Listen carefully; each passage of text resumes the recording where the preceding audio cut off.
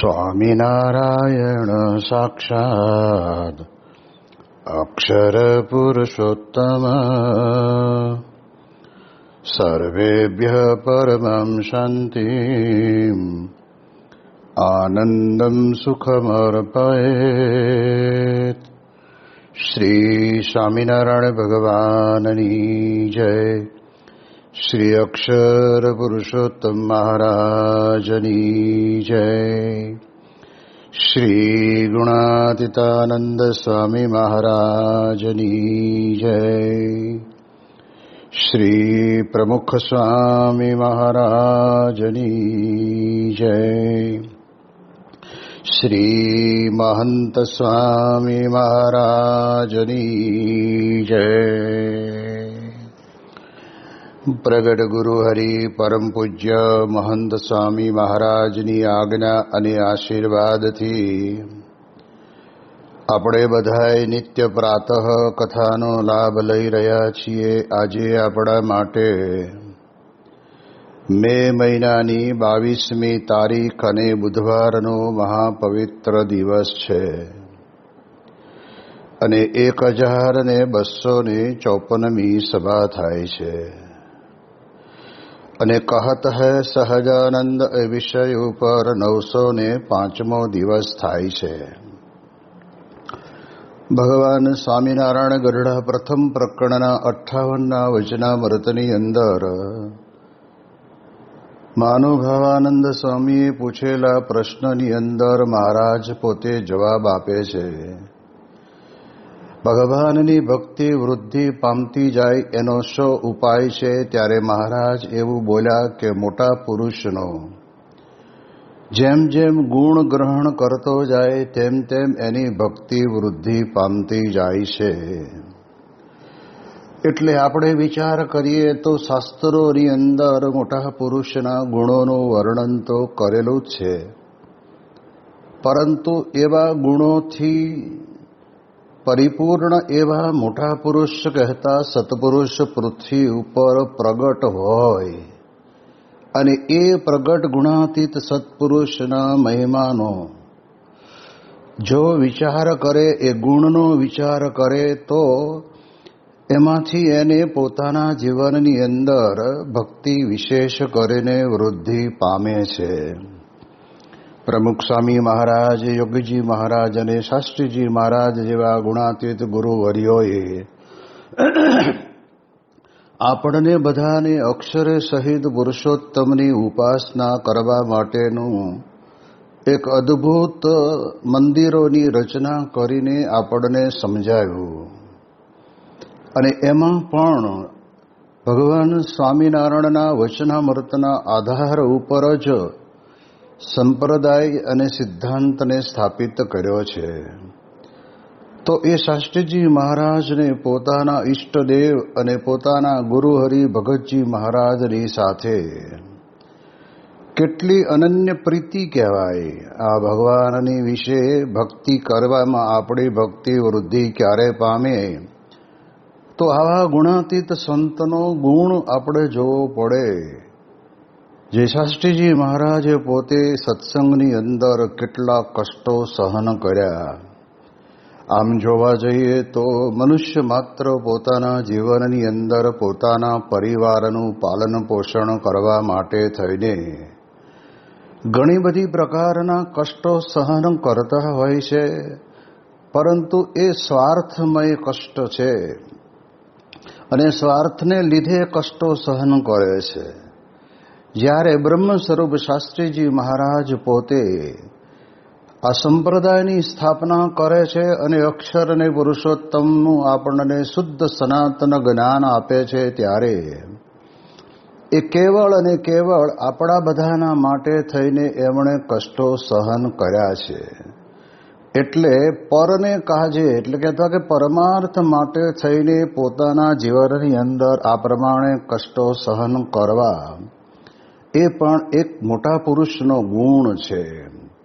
બાકી પોતાના માટે થઈને તો દરેક વ્યક્તિ પોતે પોતાના જીવનની અંદર એ કષ્ટો સહન કરતા હોય છે.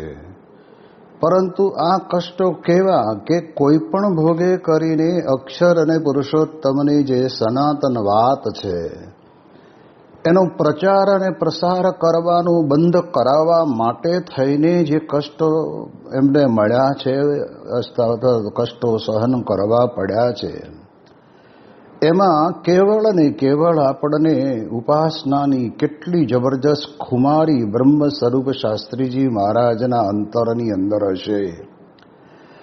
વડતાલના મંદિરની અંદર દર્શન કરતા હતા ને ત્યારે એક દ્વેષીએ આવીને શાસ્ત્રીજી મહારાજના શરીર ઉપર કોથળા સીવવાનો જે સોયો હોય ને એને બરાબર જોરથી શરીરની અંદર ઘોંચાવીને લોહીની શેડ નીકળવા માંડી. પણ એ બ્રહ્મ સ્વરૂપ શાસ્ત્રીજી મહારાજ પાછું વળીને જોતા નથી કે મને આ સોયો કોણે માર્યો અને આ લોહી નીકળ્યું છે એ તો કોણ છે, લાવ જોઉં તો ખરો, એવું પણ જોયું નથી. અને જેણે સોયો માર્યો હશે એનું પણ સારું થાય એવી એક ઉદાત્ત ભાવના આપણને શાસ્ત્રીજી મહારાજના જીવનની અંદર દેખાય. જેમ ગુણાતીતાનંદ સ્વામીનું હળાહળ અપમાન કરનાર એ શુકમુનિના શિષ્ય હરિસ્વરૂપદાસને ગુણાતીતાનંદ સ્વામી પોતે સભા પછી આરતીની અંદર ગયા અને આરતીમાંથી નીચે ઉતરતા એમની પાસે જે હાર હતો એ હાર સ્વામીનું અપમાન કરનારને પહેરાવે છે. અને સ્વામી પોતાના સ્વરૂપની વાત કરતા કહે છે કે હળદી જળદી નવ તજે ખટરસ તજે ન આમ ગુણીજન ગુણ કો નવ તજે અવગુણ તજે ન ગુલામ. એમ કરીને સ્વામીએ એને જે અપમાન કર્યું હતું એ અપમાનની સ્વામી પોતે વિસારી દે છે કે અમારા મનની અંદર તો આ 76 મે વર્ષો હોય એવા જે અપમાન થયા છે એને અમે ગણતા નથી. ત્યારે આપણને આ મોટા પુરુષના જીવનની અંદર રહેલો જે ગુણ, એ ગુણને આપણે ગ્રહણ કરીએ ને તો આપણામાં એવી ઉત્તમ ભક્તિ આપણને પ્રાપ્ત થાય. એટલે એ દ્રષ્ટિએ કરીને શાસ્ત્રીજી મહારાજના જીવનમાં પણ આવા જ ઘણા બધા પ્રસંગો બન્યા. જે પ્રસંગોની અંદર આપણે જાણીએ છીએ કે પાણીના માટલા ફોડી નાખે અને સભા ચાલતી હોય તો સભાની અંદર કહેવાય છે કે આ પ્રમાણે ત્યાં આગળ બધાને ઊભા કરે, આવા વિઘ્નો નાખે. પણ શાસ્ત્રીજી મહારાજ પોતે હસતા હસતા એ બધું જ સહન કરી લેતા. અરે ઘણી વખત તો મરચાની ધૂણી કરે એટલે ઉધરસ એવી બધાને ઉપડે ને કે જેને કારણે કરીને તે વખતના સમયની અંદર આપણે જાણીએ એ પ્રમાણે કથાની અંદર વિઘ્ન નાખે. તેમ છતાંય પણ વિઘ્ન કરનારનું સારું થાય એવી જ એમના અંતરની અંદર ભદ્ર ભાવના રહેલી હતી. અને ત્યારે એ નહોતા નાણાં માણા પાણા દાણા છાણા, પણ છતાંય તે એમને ગગનચુંબી મંદિરો અને એવા જબરજસ્ત કર્યા કે વિશ્વની અંદર અક્ષર અને પુરુષોત્તમ મહારાજનો ડંકો દિગંતની અંદર ભવિષ્યમાં વાગશે એવા પાયા નાખ્યા. તો એ જે આ પ્રમાણે કહેવાય છે કે અપમાન કરનાર કે તિરસ્કાર કરનારનું પણ હિત ઈચ્છે ને એનાથી જ આવા વિરાટ કાર્ય થાય. પરંતુ કહેવાય છે કે સામે બાયો ચડાવી અને પછી એને વળતો પ્રહાર કરીને જવાબ આપે એ કાંઈ મોટા પુરુષનું લક્ષણ નથી. મોટા પુરુષના લક્ષણની અંદર તો આપણને સ્પષ્ટપણે દેખાય છે કે ગમે તેવા સંજોગની અંદર પણ એમણે પોતે પોતાના જીવનની અંદર સહન જ કર્યું છે. અને એ સહનશીલતાનો દિવ્ય ગુણ જે આપણા જીવનની અંદર પણ આપણને એ આવે તો આપણામાં ભક્તિ વિશેષ કરીને આપણને મળે, વૃદ્ધિ પામે. એટલે એટલા માટે થઈને મહારાજ પોતે આપણને મોટા પુરુષના ગુણ ગ્રહણ કરવાની વાત કરે છે. યોગીજી મહારાજે તો કેટલું બધું અપમાન સહન કર્યું છે. એ ગુરુ દ્વારા પણ સહન કર્યું છે અને એની અંદર પોતે સદાયને માટે હસતા રહ્યા છે. ક્યારેય અમને એવું મનમાં થયું નથી કે આવો માર ખાવા માટે હું મારી આ ઉત્તમ જ્ઞાતિની અંદરથી સાધુ થવા આવ્યો છું, કે એટલા માટે નથી આવ્યો. હું તો આવી રીતે ભગવદ ભજન કરીને, કથા વાર્તા કરીને મારા આત્માનું કલ્યાણ કરવા આવ્યો છું. એવો વિચાર એમને આવ્યો નથી, પણ એવો વિચાર આવ્યો છે કે સાધુને તો ગાલી દાનમ તાડનમ ચ કૃતમ કુમતિ બિરજનેહી ક્ષંતવ્યમ એવ સર્વેશામ ચિંતનીયમ હિતમ ચતેહી. કોઈ ગાળો દે, મારે, તાડન કરે તો એને સહન તો કરવું. હવે ઘણી વખત ઘણાની પ્રકૃતિ એવી હોય ને કે સામે જવાબ આપી ન શકે એમ હોય, એટલે સુનમુન બેહી રહે ને બોલે ને એને સાંભળી લે ને માર ખાઈ લે. પણ આ તો અક્ષર બ્રહ્મ ગુણાતીત સત્પુરુષ છે, જેને રૂવાડે રૂવાડે અનંત કોટી બ્રહ્માંડો ઉડતા ફરે એવા ધામરૂપ અક્ષર છે. તેમ છતાં પણ એ પોતે સહન કરે. એટલે મહારાજે લખ્યું છે વચનામૃતની અંદર પ્રથમના 27 લખ્યું કે એ સમર્થ થકા જરણા કરવી તે કોઈથી થાય નહીં. જેમ કહેવાય કે પોતાની પાસે AK-47 એ બંદૂક હોય અને પછી સામે કોઈ આપણને પ્રહાર કરે તો આપણે એને ઉપયોગ તો કર્યા વગર રહીએ જ નહીં. ભલે જેવું આવડે એવું એકાદો ઘા કદાચ જેને કહેવાય ચૂકી જવાય તો બીજો તો વાગે ને, એમ કરીને એની સામે આપણે વળતો પ્રહાર કરીએ જ. જ્યારે યોગીજી મહારાજના જીવનની અંદર આપણે જોયું છે કે એમણે ક્યારેય કોઈ દિવસ કોઈનું પણ અહિત થાય એવું વિચાર્યું જ નથી. જેમ કહેવાય છે કે અચાડાની અંદર નારાયણ ધરે જ્યારે અમાસનો સમયો કરવા યોગીજી મહારાજ અને હરિભક્તો ગયેલા, અને ત્યારે તે વખતના સમયની અંદર દ્વેષી સંતોએ ત્યાં આગળ ન બોલવાના શબ્દો બોલ્યા, ધૂળ અને કાંકરા કદાચ નાખ્યા હશે, પણ યોગી મહારાજ એક શબ્દ બોલ્યા નહીં. તો શું અસમર્થપણું હતું? એટલે નહીં. મોટામાં મોટી સામર્થ્ય તો એ કહેવાય કે સમર્થ હોવા છતાં પણ સહન કરી લે. આ છે ને આ સત્પુરુષના ગુણ બહુ વિચારવા જેવા છે. આપણને ખબર ના પડે પણ આમાં સમજાય એવું. અને છતાંય સ્વામી બાપા પોતે કશું જ બોલ્યા વગર કોઈને પણ ત્યાં આગળ આંગળી ચીંધીને કહ્યું નથી કે તમે આને વળતો જવાબ આપો. બોલવા કોઈ તૈયાર હોય તો એ હરિભક્તોને પણ સ્વામી પોતે મોઢા આંગળ આંગળી રાખીને બોલવાનું બંધ રાખો, સહન કરી લો. એ પ્રકારે કરીને સ્વામી તો પોતે નીકળી ગયા. પરંતુ સમયાંતરે એના એ જ સાધુ જ્યારે તે વખતના સમયની અંદર સારંગપુરમાં આવે છે અને હનુમાનજીનો દરવાજો બંધ હતો, ત્યારે તે વખતના સમયની અંદર આપણા મંદિરે આવીને ભીના કપડાં કાઢી આપણે નવા કપડાં એમને આપ્યા. પછી પૂરી, શાક, મગજ અને બધું જમાડ્યા, સુવરાવ્યા. સવારે પછી એમને કાર્યાણી જવું હતું તો તે વખતે અમને એકો પણ જોડી આપ્યો.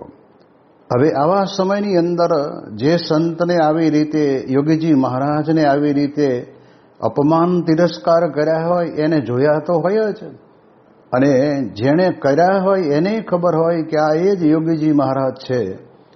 પણ તે વખતે યોગીજી મહારાજ એ કશું જ યાદ કરતા નથી અને ઉલટાની એમની સેવા કરે છે.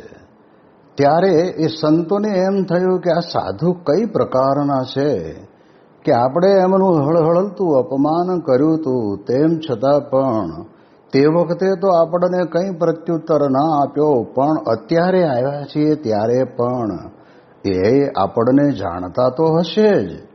તેમ છતાં પણ કેમ એમને આવી રીતે કહેવાય છે કે આપણને આવી રીતે સરભરા કરે છે? ત્યારે ખબર પડે કે સંત તો ભગવું વસ્ત્ર ધારણ કરીને સાધુ બની શકાય છે, પણ સંત બનવું ને તો સંતપણાના ગુણ એ જીવનની અંદર આવે અને ત્યારે આપણને ખ્યાલ આવે. તો જો આવી રીતે અપમાનને સહન કરીને એને એ અપમાનની પરિસ્થિતિને, સમયને, વ્યક્તિને, સ્થાનને ભૂલી જઈને અને એની સેવા સરભરા કરવાનું જ્યારે આવું ભગીરથ કાર્ય કરે ત્યારે એ કેટલો મોટો જબરજસ્ત એમનો અંતરની અંદર આ એક ગુણ કહેવાય.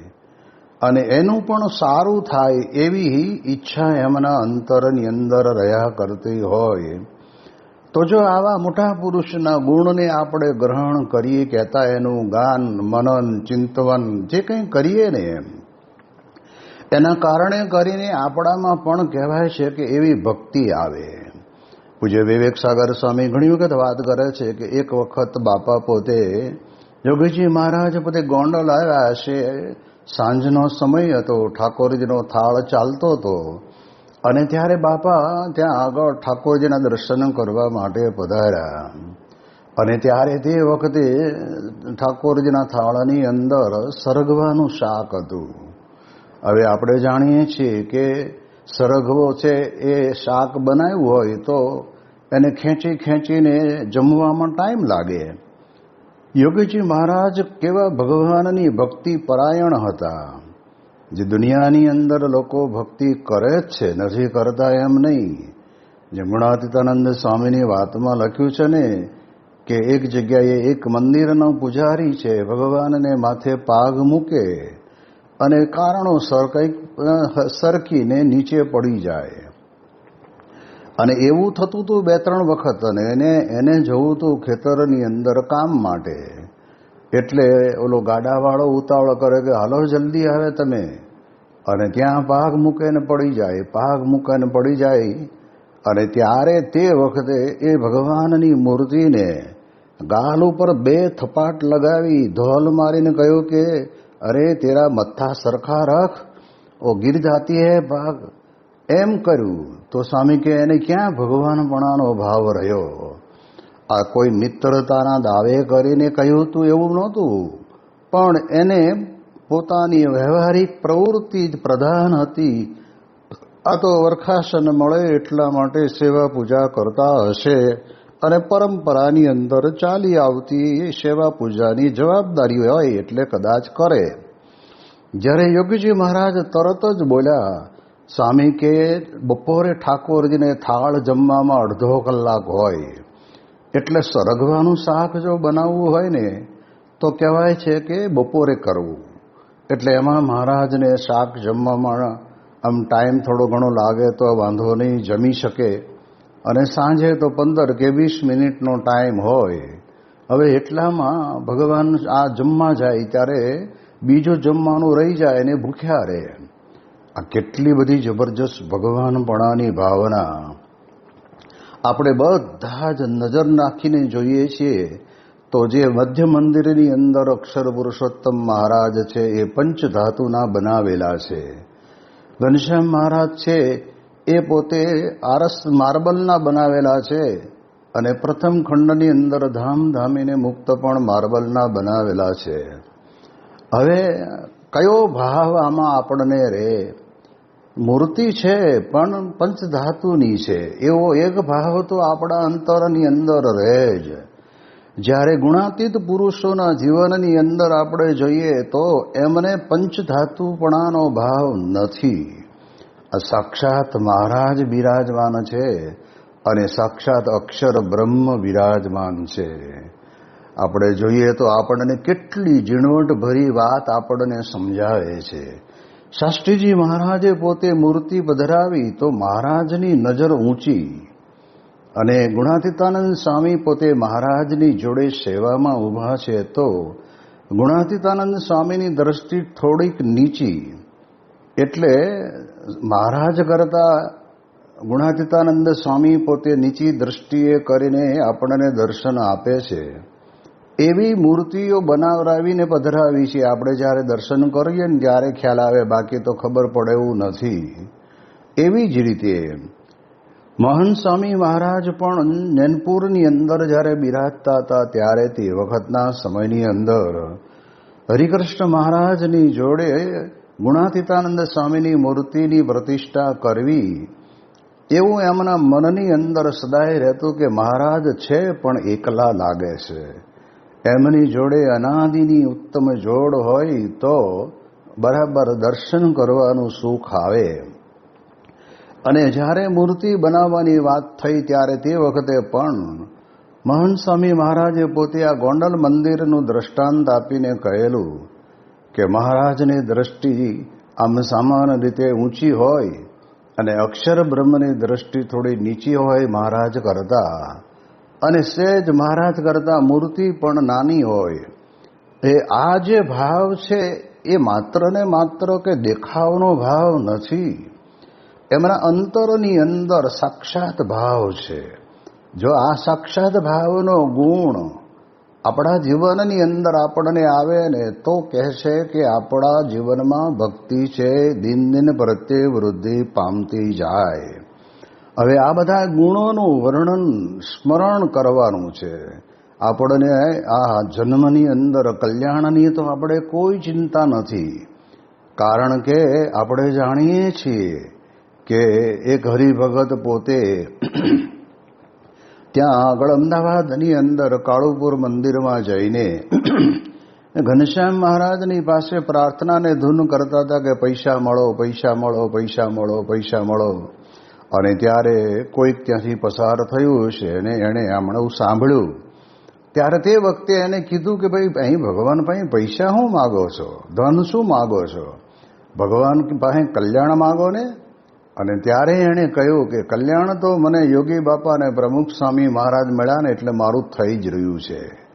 જો યાદ રાખો, આપણે આ સત્પુરુષોના ગુણોનું ચિંતન અને મનન એટલા માટે કરવાનું કે આપણું તો કલ્યાણ થઈ જ ચૂક્યું છે. આપણને ગમે તેમ કરીને ગમે તેટલી વાસના આપણામાં પડી હશે તો પણ મોટા પુરુષને ભગવાન એમ સમજે છે કે આ મારે શરણે આવ્યો છે અને મારો છે, એટલે મારે એને ચોખ્ખા કરીને અક્ષરધામમાં લઈ જવા જોઈએ.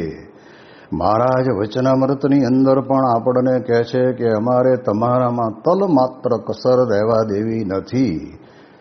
તમે બધાએ અમારા કહેવાયા છો. જો આપણે કહેવાયા હોઈએ ને તો પણ મહારાજ કેવા દયાળુ છે કે આપણામાં તલ માત્ર કસર રહેવા દેશે નહીં. એવી રીતે ઓલા હરિભગતે સ્પષ્ટ સંભળાવી દીધું કે કલ્યાણ તો પ્રમુખ સ્વામી મહારાજ અને યોગી બાપા મને મળ્યા છે એટલે મારું પાકું છે. એમ આપણે પણ સત્સંગ થયો છે એટલે આવા મોટા પુરુષના આશરે આપણે બેઠા છીએ એટલે આપણું કલ્યાણ તો પાકું છે જ. પણ આવા મોટા પુરુષના જે ગુણ છે, જેને ભગવાન પ્રત્યેની કેવી અદ્ભુત ભક્તિ કહેવાય, તો એ યોગીજી મહારાજ મૂર્તિઓ અને મૂર્તિ માનતા નથી, પણ સાક્ષાત ભાવ, ભગવાનની મૂર્તિને વિશે પણ સાક્ષાત ભાવ, અને પોતાને મળ્યા જે પ્રગટ ગુરુ હરિ, ગુરુરૂપ હરિ, એને વિશે પણ સાક્ષાત ભાવ. એમાં મનુષ્ય ભાવ દેખાય નહીં. પંચભૂતનું શરીર છે એવું ન મનાય, એમનું તો આ દિવ્ય વિગ્રહ છે. અને એટલે જ આપણે જાણીએ છીએ કે એવા મોટા પુરુષના ચરણની રજ આપણે માથે ચડાવીએ. એને એવા મોટા પુરુષના ગુણની વાત કરતા પણ મહારાજ પણ પોતે કહે છે કે આવા સંતના ચરણની રજને તો અમે પણ માથે ચડાવવા ઈચ્છીએ છીએ, આવા સંતના દર્શન ઈચ્છીએ છીએ. આ બધી વાત કરે છે એ એવા પુરુષ કે જેમના જીવનની અંદર ભગવાનને વિશેનો સાક્ષાત ભાવ બતાવવા માટે ક્યારેય કોઈ દિવસ શાસ્ત્રીજી મહારાજે પોતે કાર્ય કર્યું નથી. જ્યારે નડિયાદની અંદર દોલતરામ કૃપાશંકર પંડ્યા એ વડતાલ ટ્રસ્ટ બોર્ડના ટ્રસ્ટી હતા, અને શાસ્ત્રીજી મહારાજની અપાર સાધુતાથી તે પોતે ખૂબ સારી રીતે પ્રભાવિત થયેલા હતા. એટલે એમને એમ થયું કે શાસ્ત્રી યજ્ઞપુરુષ દાસ વડતાલથી જુદા થયા તો મારે જાણવું છે કે એમનું કારણ શું હતું. અને ત્યારે તે વખતના સમયની અંદર નડિયાદની અંદર જ્યારે એકાંતમાં બેઠા અને વાતોચીતો થઈ અને પૂછ્યું, ત્યારે તે વખતે ગરડા પ્રથમનું 21મું વચનામૃત, મધ્યનું 21મું વચનામૃત, વરતાલનું 5મું વચનામૃત અને સત્પુરુષ દ્વારા કલ્યાણ લખ્યું છે. પ્રથમનું 54, મધ્યનું 54, છેલ્લાનું 26, છેલ્લાનું 27, સારંગપુરનું 7, આ બધા વચનામૃતોની અંદર અદ્ભુત વાત લખી છે. તો એ વાતને જ્યારે કરીને ત્યારે એમને ખ્યાલ આવ્યો કે શાસ્ત્રીજી મહારાજ પોતે આ વડતાલ સંસ્થાથી છૂટા પડીને આજે ઉપાસનાનો માર્ગ ઊભો કર્યો છે. એ સિદ્ધાંતની દ્રષ્ટિએ બરાબર જ છે, એમાં લેશ માત્ર ખોટું નથી. અને એ પ્રમાણે શાસ્ત્રીજી મહારાજની આવી અમૃત વાણી સાંભળીને દોલતરામ કૃપાશંકર પંડ્યા એવું બોલ્યા કે જે કાર્ય કરવા માટે મહારાજને ફરી વખત આ પૃથ્વી ઉપર આવવું પડે એવું હતું, એને બદલે આપે આ કાર્યને પૂર્ણ કર્યું છે. એટલે ભવિષ્યની અંદર તમારી સોનાની મૂર્તિ સોનાના સિંહાસનની અંદર પધરાવાશે એવું તમારું આ સત્ય સનાતન જ્ઞાન છે. એટલે કેમ એમ? તો શાસ્ત્રીજી મહારાજ પોતે કહેતા કે અમે કોઈની સાથે હરીફાઈ કરવા માટે તો કરતા જ નથી કે આ પ્રમાણે એના કરતાં અમે આગળ નીકળી જઈએ અને એમને દબાવી દઈએ.